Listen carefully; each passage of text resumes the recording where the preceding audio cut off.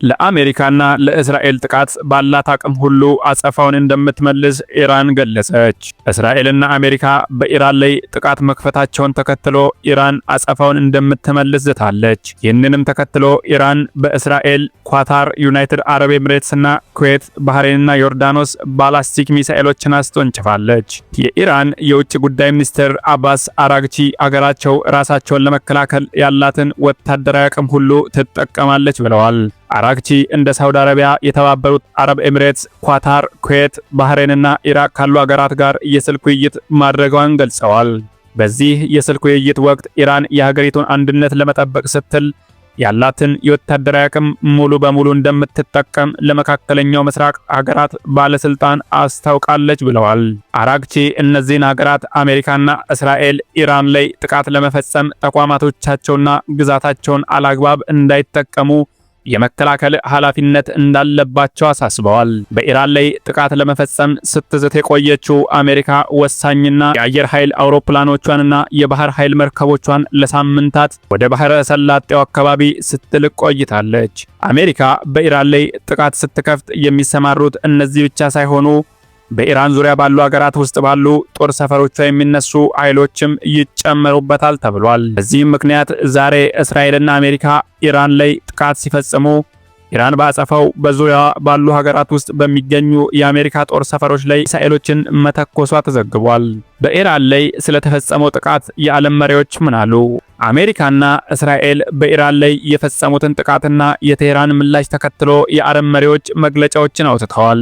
የአውሮፓ ህብረት ኮሚሽን ፕሬዝዳንት አርሱላ ቮንደር ሌየን የአውሮፓ ህብረት በኢራን ጨፍጫፊ ስርዓት ላይ ሰፊ ማዕቀቦችን መጣሉን አስታውሰዋል። ሁሉም ወገኖች ሰላማዊ ዜጎችን እንዲጠብቁ እንዲሁም ዓለም አቀፍ ሕግን እንዲያከብሩ ጥሪ አቅርበዋል። የጣሊያን ጠቅላይ ሚኒስትር ጆርጂዮ ሜሎኒ ቢሮ በበኩሉ ለኢራን ሰላማዊ ዜጎች ያለውን አጋርነት በመግለጽ የሲቪልና የፖለቲካ መብቶች እንዲከበሩ ጠይቋል። ጽሕፈት ቤቱ ጠቅላይ ሚኒስትር ሜሎኒ ውጥረቱን ለማርገብ ለሚደረገውን ጥረት ለመደገፍ አጋሮቻቸውና የቀጠናው መሪዎች እንደሚያማክሩ ጠቅሰዋል። የአውስትራሊያ ጠቅላይ ሚኒስትር አንቶኒ አልባኔዝ ሀገራቸው ጀግናው የኢራን ህዝብ በሚያደርገው ትግል ከጎኑ ትቆማለች በማለት ኢራን የኒውክሌር ጦር መሳሪያ እንዳይኖራት ለመከላከል በሚደረገው ጥረት ትደግፋለች ብለዋል። ይህ በእንዲህ እንዳለ የሩሲያ የውጭ ጉዳይ ሚኒስትር የአሜሪካና የእስራኤልን ድርጊት ግድ የለሽ ሲል በመጥራት ዓለም አቀፍ ሕግን የሚጥስ መሆኑን ገልጿል።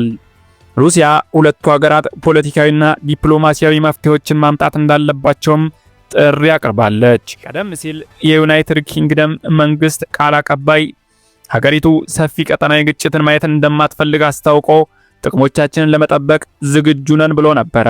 ይህ በእንዲህ እንዳለ እስራኤል የኢራን ጠቅላይ መሪ አያቶላ አሊ ሐሜኒ ቢሮ ላይ ጥቃት መፈጸሟም ተነግሯል።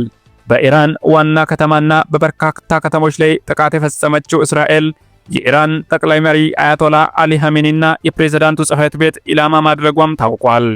እስራኤል በዛሬው እርምጃ ኬርማንሻህ፣ ቆም፣ ኢስፋሃን፣ ታባሪዝ፣ ካራጅ በኬናራክ የሚገኝ የሀገሪቱ የባህር ኃይል ላይ ጥቃት ፈጽማለች።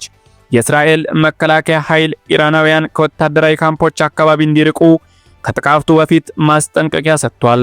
ቴህራን የተገኘ ሌላ ምስል የቀድሞውን የሀገሪቱ ፕሬዝዳንት ማህሙድ አህመዲን ነጃድ በመኖሪያ ጥቃት ከደረሰበት መካከል እንደሚገኝበት አመላክቷል።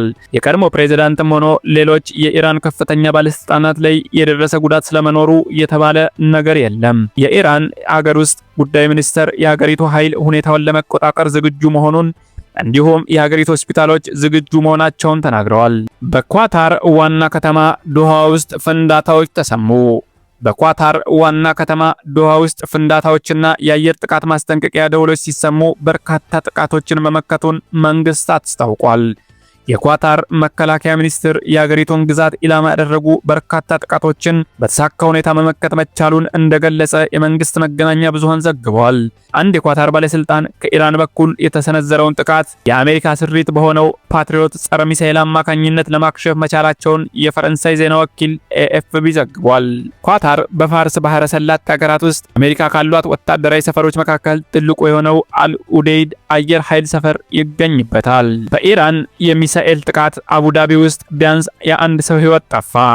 አሜሪካና እስራኤል በኢራን ላይ ጥቃት መክፈታቸውን ተከትሎ ኢራን በአጸፋው ከእስራኤል በተጨማሪ በባህረ ሰላጤው የአሜሪካ አጋሮች ላይ ጥቃት እየፈጸመች ትገኛለች። የተባበሩት አረብ ኤሚሬቶች የመንግስት ዜና ወኪል እንደዘገበው ኢራን በርካታ ሚሳኤሎችን ወደ ግዛቲቱ ከተኮሰች በኋላ በዋና ከተማዋ አቡዳቢ ቢያንስ አንድ ሰው ሞቷል።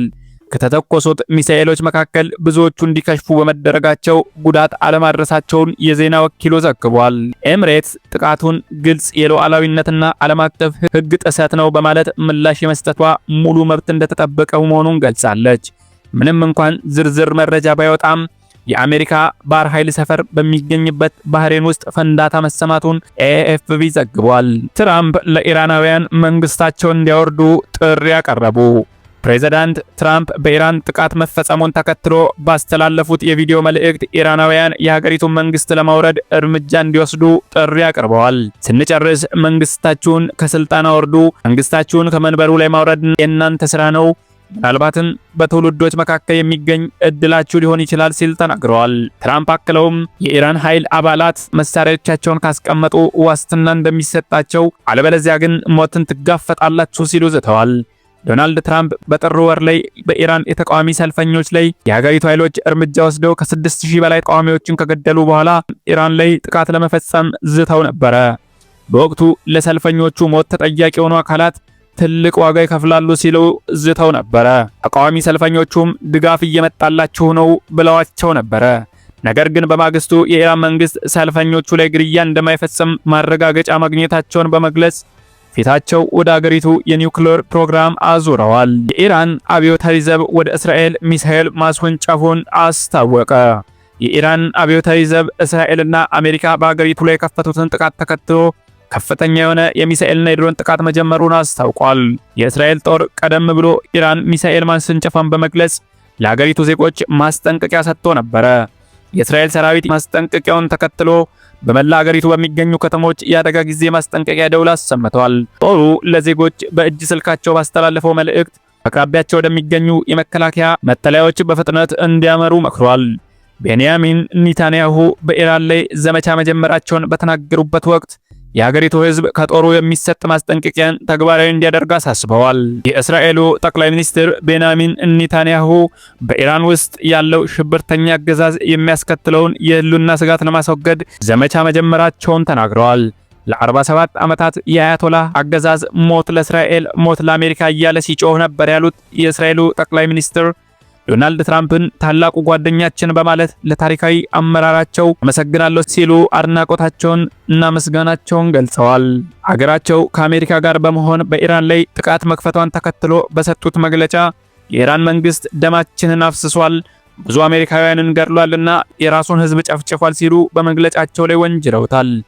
ይህ ጉዳይ የሽብርተኛ አገዛዝ መላውን የሰው ልጅ አደጋ ላይ የሚጥል የኒውክሌር ጦር መሳሪያ መታጠቅ የለበትም በማለት የአሜሪካና የእስራኤል የጋራ ዘመቻ የኢራን ህዝብ እጣ ፈንታቸውን ራሳቸው እንዲወስኑ መንገድን እንደሚጠርግ ተናግረዋል። የኢራን ህዝብ አምባገነንነት ቀንበርን የሚያስወግድበትና ነፃና ሰላማዊ ኢራንን የሚመሰረትበት ጊዜ ቅርብ መሆኑን በዚሁ መግለጫቸው ላይ ተናግረዋል። ጠቅላይ ሚኒስትሩ የሀገራቸውን ህዝብ ከወታደራዊ አዛዦች የሚሰጠውን መመሪያ እንዲያከብር ጥሪ አቅርበዋል። በጋራ እንቆማለን፣ በጋራ እንዋጋለን፣ እናም የእስራኤልን ዘላለማዊነት አብረን እናረጋግጣለን ሲሉ ተደምጠዋል። በኢራን መገናኛ ብዙሃን ላይ የሳይበር ጥቃት መፈጸሙ ተነገረ። በርካታ ከኢራን መንግስት ጋር ግንኙነት ያላቸው መገናኛ ብዙሃን የአሜሪካና የእስራኤል ጥቃትን ተከትሎ የሳይበር ጥቃት እንደተፈጸመባቸው ተገልጿል። ቡኻሪ ዴይሊ የተባለው የቴሌግራም ገጽ የኢራን የዜና ወኪሎችና የበይነመረብ ዘገባ የሚያሰራጩት ተቋማት የሳይበር ጥቃት ኢላማ መሆናቸውን ዘግቧል። የቴሌግራም ገጹ እንደዘገበው ከወታደራዊ ጥቃቱ ጎን ለጎን የሳይበር ጥቃቶችን በሰፊው ተጀምረዋል። በርካታ ዋና የሀገር ውስጥ መገናኛ ብዙሃን ስርጭታቸውን ማስተላለፍ አልቻሉም ተብሏል። የቴሌግራም ገጹ ባወጣው የመጀመሪያ ደረጃ ዘገባ መሰረት የመንግስት የዜና ወኪል የሆኑት የአርኤንኤ እና ኢኤስኤንኤ ድረገጾች ተጠልፈዋል ወይም ገጾቻቸውን የመቆጣጠር ችግር ገጥሟቸዋል ብሏል። በኢራን የበይነመረብ መተግበሪያዎችም በስፋት ጥቃት ከደረሰባቸው መካከል ናቸው። ጥቃቱ ማን እንደፈጸመውና ሌሎች ዝርዝር ጉዳዮች እስካሁን ይፋ አልሆኑም።